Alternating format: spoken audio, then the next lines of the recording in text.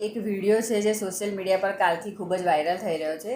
એનું હું સ્પષ્ટ કરવા માગું છું કે ચાલુ વર્ષની તાલુકા પંચાયતની સ્ટેમ્પ ડ્યુટીમાંથી પ્લેવર બ્લોકનું કામ મંજૂર કરવામાં આવેલ છે અને છેલ્લા 5 મહિનાથી વગર કારણોસર ફક્ત એક જ ઘરને પ્રોબ્લેમ હોવાથી એમણે અવરોધો બધા ઊભા કર્યા છે.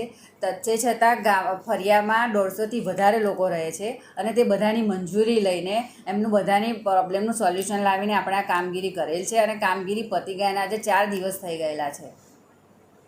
વિડીયોમાં સ્પષ્ટ દેખાય છે આપના પતિ રોનકભાઈ પરમાર જ હાથ ઉપાડે છે તેવી વાત છે. શું માનો છો આ પ્રકારનું વર્તન કેટલું યોગ્ય? તમારે એકવાર તો વિડીયો પહેલાં સ્પષ્ટપણે જોવો જોઈએ કે મારા પતિએ પહેલાં ચાલુ કર્યું છે કે સામેવાળા વ્યક્તિ તરફથી ચાલુ થયું છે. મારા પતિએ ફક્ત એમનો બચાવ કર્યો છે. કોઈ આપણને સામે આવીને ગાળાગાળી કરે, જેમ તેમ મારવાનો પ્રયાસ કરે તો આપણે આપણા બચાવ માટે પણ કંઈક બોલવું પડે. કોઈ મારે તો માર ખાઈ લેવું એ યોગ્ય નથી અને આપણે સાચા હોઈએ તો આપણે કોઈથી બીવાની પણ જરૂર નથી. અને એમને જો પણ એમનું કંઈ પ્રોબ્લેમ હતા તે આપણે સોલ્યુશન લાવીને જ આ કામ કરેલ છે. છતાં પણ એ ના છૂટકે એ લોકો ના કરવાના કારણે પણ એમને કદાચ ગમતું નહીં હોય કે લોકોનું સારું થાય છે. એટલે 150 લોકોને પ્રોબ્લેમ ના હોય અને 4 લોકોને જ પ્રોબ્લેમ હોય તો આપણે લોકોના હિત માટે વિચારવાનું હોય, નહીં કે 4 લોકો માટે.